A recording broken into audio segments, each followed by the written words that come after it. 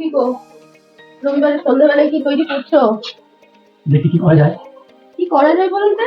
কোনো নাম নেই, কিছু গান নেই, কিচ্ছু নেই। না, এর কোনো নাম নেই।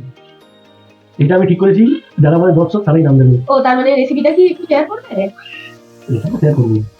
তাহলে একটু দেখিয়ে যাও কি করছো।